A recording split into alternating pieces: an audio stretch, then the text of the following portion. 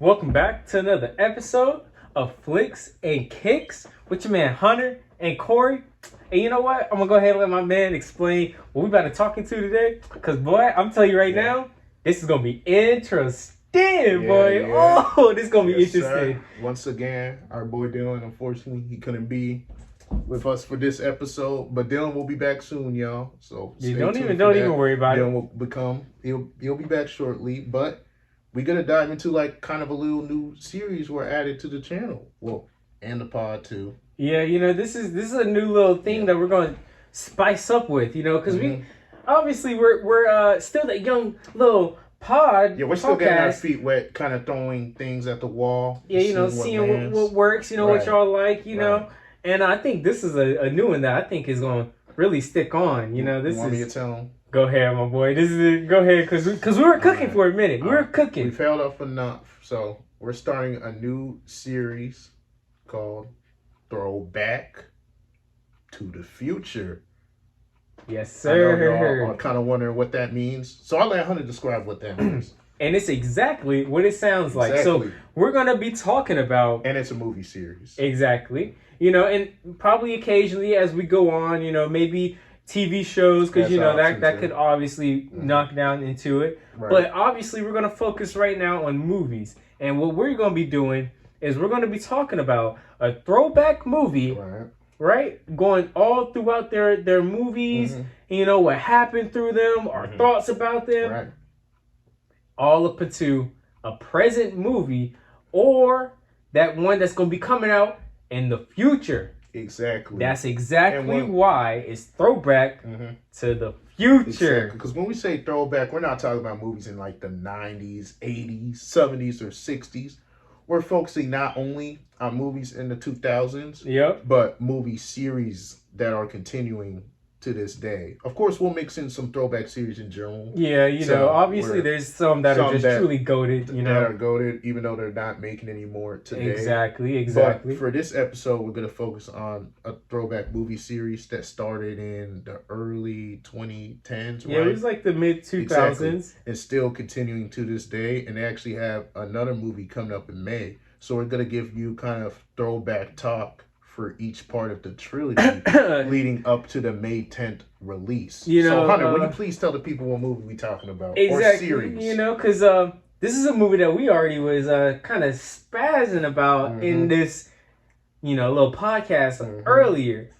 But we're going to go ahead and break it down. Right. It's going to be The Planet of the Apes. Ding, ding, ding. And if you caught our most anticipated movies of 2024 list, which is available on Spotify, by the way. If you haven't listened, go check that out. What's the name of it again? It's Flicks and Kicks, right? Flicks and Kicks. Exactly. On Spotify. Links in the bio, too. So check that out. We'll make sure it's there for y'all. No worries. So if y'all did watch that video, if you notice on our list was Kingdom of the Planet of the Apes, which is movie 4 of the Planet of the Apes series. Exactly. So we're going to break down each movie to you one by one. We're not going to break down the whole trilogy this one episode.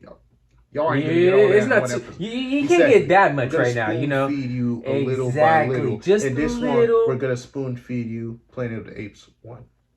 And we're going to basically break down what happened, our thoughts, what now looking back, seeing, kind of like the things that we kind of missed. Exactly. Why is it leading up to things like now? Right. I said enough, bro. Let's go ahead and break this down because I think these people done got enough. Exactly. So it's the first episode of Throwback to the Future. Go ahead, my man. Off with a bang. So, Planet of the Apes 1, first off, we got to get the details right when it dropped. So, that movie, I'm going to go out the limb before looking it up, of course, that it dropped in 2012. I'm going to be safe with it. I'm going to say 12. Man, I was off a year, bro. It was 2011. Oh, yeah. That's tough. That's real tough. And we gotta remember, technically, these movie series is kind of a remake of previous, really old Planet of the Apes movies that dropped in the 80s. Yeah, it was the 80s. The one with Michael Clark Duncan. Yeah. Was in that. Which, I mean, if you really want to talk about starting from the GOAT. You know, you got that in Star Wars, and right. you know how Star Wars fans are. Right. You know, that's the best thing that ever came out to them. So, which I can't. Planet of the Apes and Star Wars were kind of their version of Marvel and DC at the time, and not due to like movie genre, because clearly superhero movies are way it's way just different. in terms of the biggest franchises at the times. Those two were kind of leading the way at the time. Exactly. You know, that was especially how the fan bases like followed along with them. I mean, it just brought us along. I mean, if you haven't watched them in the theaters, I don't know what to tell you. That environment was just crazy. Different. Crazy. So once in a lifetime. You know, let's go ahead and break down into it. Give it a little bit. First of all, we'll get into the cast. You know, James Franco. Yes, sir. You had Frida Pinto. I definitely butchered that name. I ain't gonna lie to you. You had John Lithgow. So you hear that outside James Franco. It's not a huge star-studded cast, but it was a really good movie. It put out something that obviously now that we're looking back, set up for a great series. I mean, like I said before, the fans, they sticked along with it because it was that good. They did. I mean, the movie, I won't even say it was a surprise hit because people knew of Planet of the Apes because like we talked about. Yeah. But compared to its budget and what it made, it was a hit. It really was. It cost $93 million. It made nearly $500 million. Like, so financially, the movie did its thing.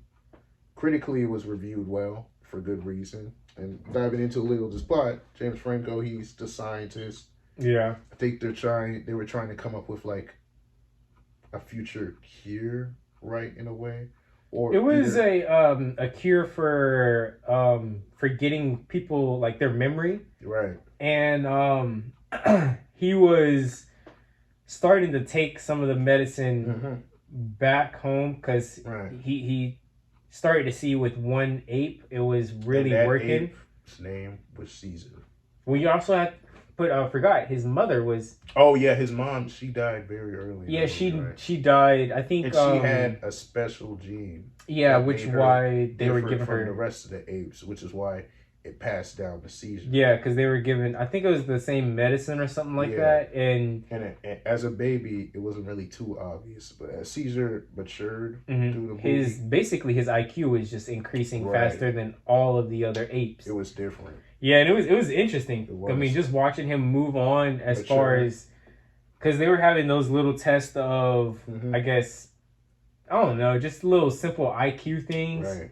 And he was basically outdoing it faster than all of them. Faster than some humans, too. Yeah, and they're starting to get a little worried. Right. And that's when their boss was saying, you know, hey, you got to have to take this guy out. You got to take this ape out. Eventually, they didn't completely stop letting James Franco's character work with him, but Caesar was no longer allowed to live with him. Like, Caesar eventually got transported to the facility that James Franco's character worked at, and he had to live among the other apes so they could do more close tests with him.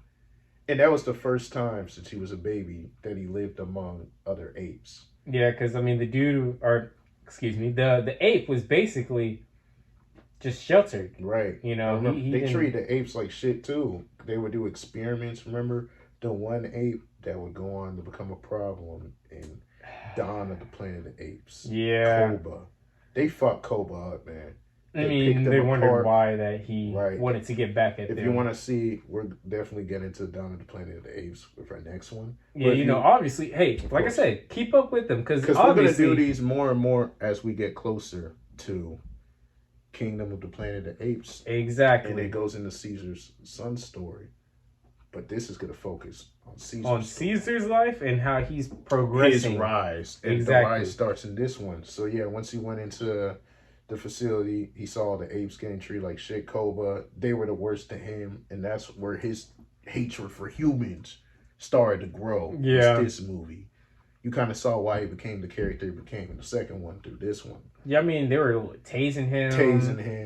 He had really bruises all over. Yeah, he was malnourished. Yeah, they were really treating him bad. They were. Caesar, he's smart. He's not like the rest of the apes. So he was just observing this because in his mind, humans were good because he grew up with James Franco and he treated him well. Who really, like you were saying, treating him well, gave basically. Him positive reinforcement. Yep. To, really taught him things too. Exactly. So it's not like he was just a pet. He really showed him a different way of living. Exactly. Almost like he was like his son in a way. It basically was his son. It really was. Yeah.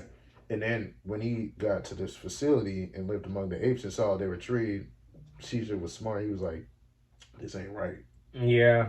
So eventually, slowly, throughout the movie, not only did his realization of human nature grow in terms of they're just using us to get intelligence out of us and then gonna throw us away like dirt, but he started slowly getting those apes on his side. Yep. Because remember, at first they didn't really fuck with him. Because remember, they attacked. Yeah, he was the outsider. They attacked Caesar at first. Yeah, I mean, like I said, he was the outsider. Exactly. You can't like, just show up to a new place. It's like basically going to jail a little bit. Yeah, like you go in, fresh meat. Think you're gonna get this little easy food, bro? Exactly. Nah, bro. That's what they treated like. They had no respect for Caesar. Yeah, he had to basically earn it from them until he got the fight with the biggest gorilla there. Yeah.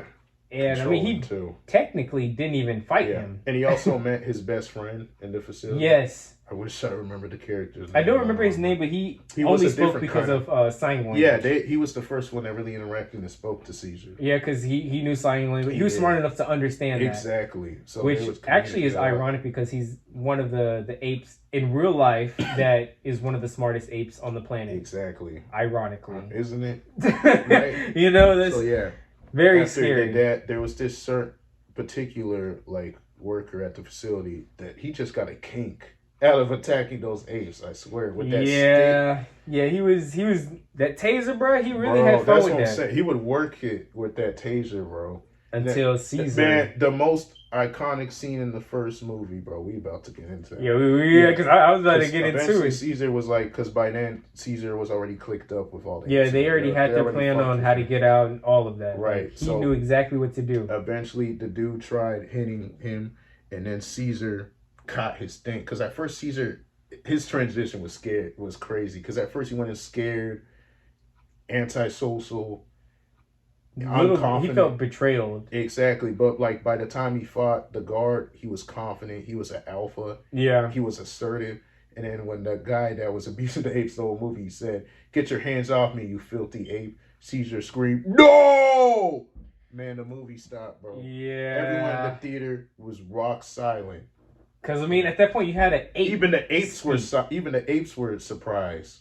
Because they're all like, "Whoa!" It was kind of like a pin drop moment. Yeah, it really was. Because I mean, like I said, that was the first time that they really spoke. Right. To a human like that.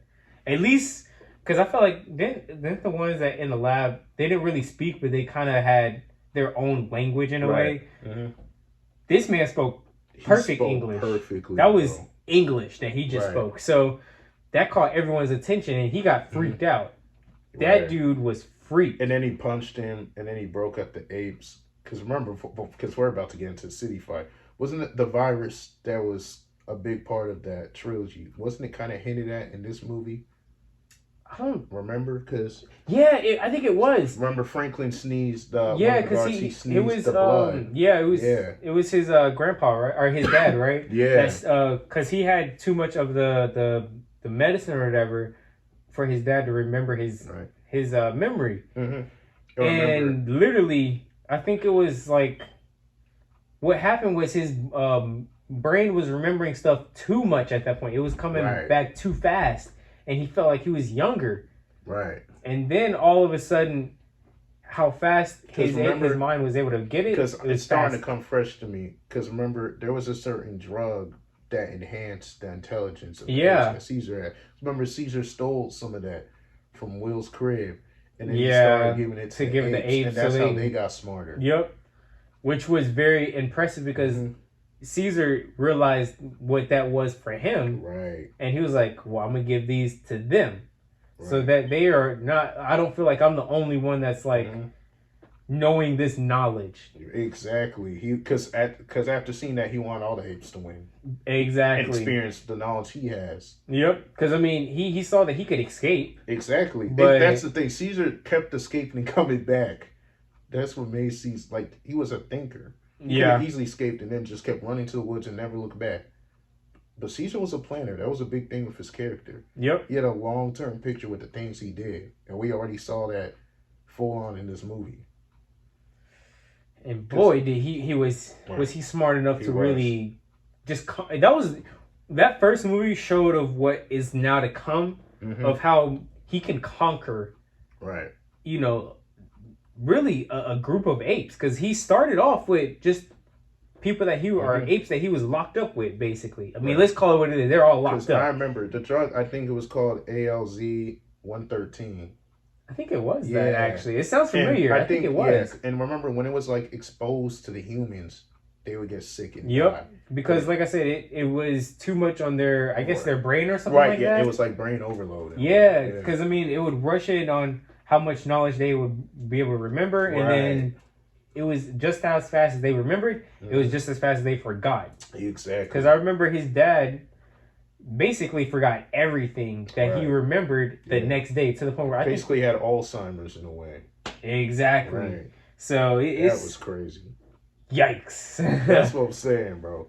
So, like, while we're talking, like, that was a big part of the movie, bro. It really was. I won't say the main part. That was like the biggest plot, like that drug. I mean, now that it basically made them be able to teach each other. Exactly. That's what and that's how the apes got smarter. And they stole the drug. Well, Caesar did, gave it to them. They broke out all the apes, escaped out, because remember, Will was trying to reclaim Caesar. Yeah. But he wanted to basically bring him back in, but Caesar didn't want to go. Remember? Yeah, because he wanted to basically prove to his fellow apes that it is them against humans. Exactly, that's what it became. You know, he didn't us against them. Exactly, and he knew that. You know, obviously, he was like almost like a father figure to him. Exactly. But it's basically my people against your people. Exactly. I can't go against you. You know, as far as like he still had love for Dr. Will. That's what his character's name was. But like at that point, it was too far. You know, he saw for himself what. Right. He saw that humans didn't give a shit about them. Yeah, it was basically for entertainment and all that. Exactly. So, and once he went out to that forest. Oh. Then we get the iconic city fights, because by then, the army and shit. Yeah, that was... I mean, it was crazy, because it was like a whole group of them. Big group. There was that slimy dude in the suit. Yeah.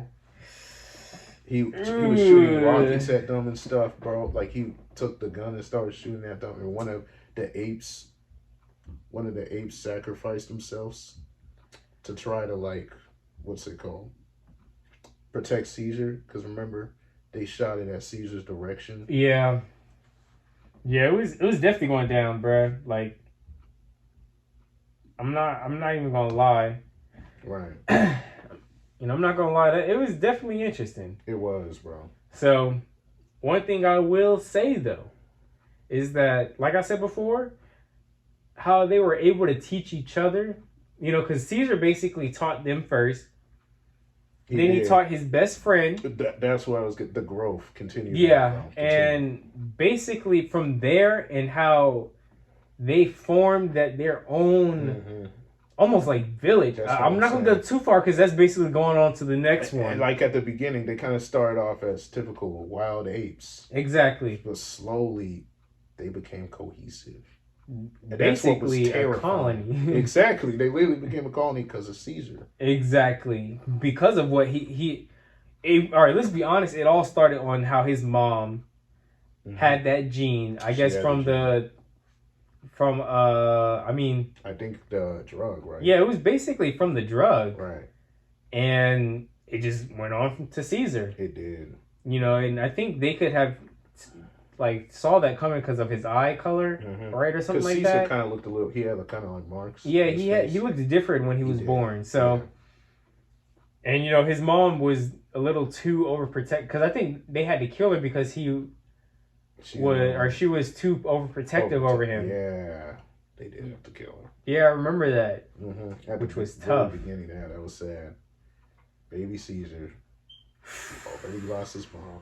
Yeah, but you know what I mean. Hey, I'm not gonna say too much because I'm ready to go on to the next one. I'm itching to go on to this next movie. You know, I don't want to say too much. We gotta hold off on. That's what I'm saying. I gotta hold off. Future episode. The next one is my favorite one. It really is because that's where the shit. That's when shit got real. That's what I'm saying, bro. The next one, that's when, because this one was kind of building the pieces to lead to what we got next one. Again, because, I want to say next, but, it would be spoiling. Exactly. Because a lot of the first one, it was kind of a setup movie, in a way. For what's to come. So. Building Caesar, it gave you flashes. You know when they talk about flashes in a player? Before he becomes a complete player? That's what this movie was. It gave you flashes of Caesar's intelligence. It gave you flashes of Koba's ruthlessness. And also it gave you flashes of how fucked up the humans could be. Yeah, and also on how Caesar as a leader. Exactly. It gave you flashes of what he would become as a leader. Because, just him being able to get these apes that at first wanted to basically beat his ass and kill him. They didn't fuck with him. Are now his followers. And that only happened in a short time span. It did. So it's... Man, we gotta wrap this one up. Because going on to the next one. Further, we're gonna spoil. Yeah, and we can't spoil a new series that we're starting. That's what I'm saying, because this is new. And I feel like this is something that I think our audience is gonna like. They will. I think we need to find some new series like this. For sure. This won't be the only series we do also. This is just the start. Yeah, this is the start of a new series that I think is going to hit home. And we want to know what y'all think of this new idea too. Let us know in the comments. Especially on ideas of what you think would be something that y'all would be wanting. Give us some recommendations in the comments of what trilogies you want us to dive into. Not even just trilogies, just movie franchises in general. That you want us to dive into next. There you go. Because we're excited for this. Exactly. I think this is one that not only, because like I said, bro, this was one that was my anticipated movie coming out this year. Exactly. This is just perfect. This was going to be on my list too before you beat me to it. I mean, hey, it's too good, bro. Too good. But my favorite movies of the 2000s. But like I said, I don't want to hold it too long. Not too long. This is short and simple. It's a little short, simple. The next one will definitely be longer. Yeah, this one is going to be one of my favorites. The second and really third one are my favorites. Because those are the ones where shit gets real. Wait, what'd you say? It gets real, bro. So, like you said, do you agree the first movie was kind of a setup? Yeah, it was basically showing the build up of what was going to happen. Exactly. And then now with the next ones that we're going to be talking about, it's going to show more of how a leader he is and how much of a strategic thinker he is too. Because these next couple episodes are going to be explaining really how this ape's brain really works. Exactly. You'll be surprised how better of a thinker he is. You'll be surprised. Like he said, you'll be surprised how smart he is. He's smarter than humans, really. He really is. Once you really get down on what this dude can do, he's smarter than a lot of humans. It is. Probably 99% of humans, honestly. He did take a lot of that what was that? The stuff called? For all the other apes? ALZ-113. There you go. He took a lot of that. And since this trilogy, we're going to focus on the story, but since it's also focused on Caesar's story, since Kingdom is going to set up his son's story, what would you say the main takeaway of Caesar's character from Rise of the Planet of the Apes?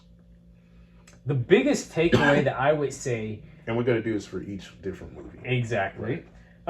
His character strength and character flaw. What would you say? His biggest strength was, like I said before, just getting everyone together. Facts. This dude was not wanted by his peers. No, they had no respect for him. And they beat him up when he got there. Exactly, and in a short amount of time, gained all their respect. Not only did he gain all their respect, but they put their life on the line for him. Exactly. Like when the gorilla dove in front of those bullets during the bridge fight. And sacrificed himself. That showed growth. Because they understood his plan. And that was what was interesting, Caesar as a leader gave them a clear plan. He did. Gave them the trust that they needed. I mean, you don't even see this in humans a lot of times.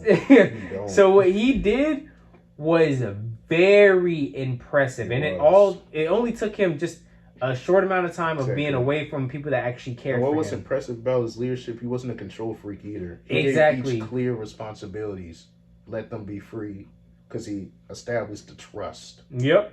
I mean, if you remember in the movie, when he would go out and literally feed the apes more, just to gain their confidence and their trust. I mean, obviously, the one that really didn't like him, Koba. It took him a while. He started to grow on him, because Koba didn't fuck with him. But at the end of the movie, he was basically his right-hand man. Yep, because, I mean, it all started off with, hey, you're a little extra hungry, aren't you? Exactly, yeah, because Caesar, that's the thing. He changed his leadership approach with different apes. And that was another thing how smart he is. He realizes not everyone is going to know. Like, when you have a team and you have different players, and you got to find a way to motivate them different ways. This tactic may not work with that play. That's kind of what Caesar did. That's what demonstrates his smart. That's what I'm saying.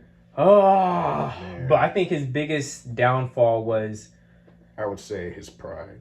Yeah, because I mean that. Because Caesar was smart, but once he becomes so locked in and focused, he kind of can lose sight in anything else around him. He was so loyal, so deathly loyal to the humans, he forgot about Will. Yeah, Will kind of had his back the whole movie, and then for the second act, he kind of left Will out to dry. When Will came back and wanted to take him home, he just kind of left him on the tracks. I mean, to be fair though, he did leave Caesar there for a while. Yeah, he did. But that was Caesar, not him though. It wasn't, but to Caesar, it was.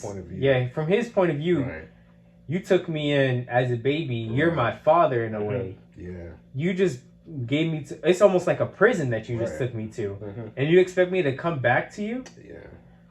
That's very tough. That's almost like a teenage child being neglected from the parent, and then the parent coming back saying, "All right, I'm here to be your parent." That's a good what? Resentment. You could tell it was resentment. Yeah, and towards the end, you could see that resentment was gone because he understood it was love. Him and Will, we forgot to talk about them. They escaped to the woods after the crazy bridge fight, city fight in general. Yep. And Caesar basically told Will, we gotta go our separate ways. Yeah, it was basically one of those. It was a respect thing. Exactly. Yeah, because Will understood by now he doesn't have to teach Caesar anything. Caesar's not only a man, but he's a leader. Now, yep. He's not the same baby ape that he raised. Yep. He's basically, like I said before, he is a leader to a community at this point. Exactly. A community. So, I mean, to them, he's basically their president. Right. Plus, remember, he met his wife there too. So he had a lot going on. Yeah. But man, let's wrap this up because I'm about to go on to the next one. Yeah. And it's hard not to get into this. Get into the next one. Yeah, I think we started to cook with this one. I think this was I think the fans are gonna like this. But the next one, that's when they really will get to learn the true Caesar. This movie gives you dabbles of what Caesar will become. It gives you the at least the starting point. Exactly. Start the building blocks. But by the second movie, you're going to know for real. You're going to know Caesar. But how are you going to know if you're not following us? And tuned in and hit that bell. Exactly. You got to make sure you hit that ding. So, I'm going to go ahead and wrap this up, because, I'm going to go ahead and get it down to exactly what these people need to do. They need to go ahead and make sure they like, they need to make sure they comment, they make sure they follow and hit that bell. Those are the big four. Fantastic Four. Exactly. Yeah, those are the four. So it's not too hard. Just make sure you also subscribe for our YouTubers. Hit that like. He said hit the like already. See, I'm already repeating. Exactly. Because I mean, I stepped on your toes there. I mean, but we got to make sure these people understand. Facts. You got to make sure you show the algorithm that you like what we talking about. Because how are we gonna know? If we don't know, we're not going to have some content for you. How do we know what Sean wants us to talk about if we don't see what you're commenting? Exactly. Be active in those comments now. We want to see what y'all got to say. You know, we have to understand, you know, what our fan bases really want.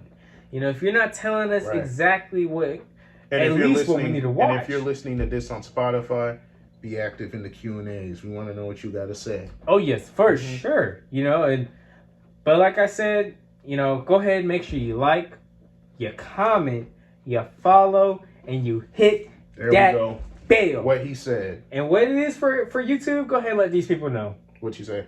What is it for YouTube? They gotta do what? They gotta make sure they hit that bell and what? Comment and subscribe. Too. You gotta subscribe. Don't just say that was a good video, then go about your day. Before you do that, hit that subscribe. Be active in them comments, and we're responders too.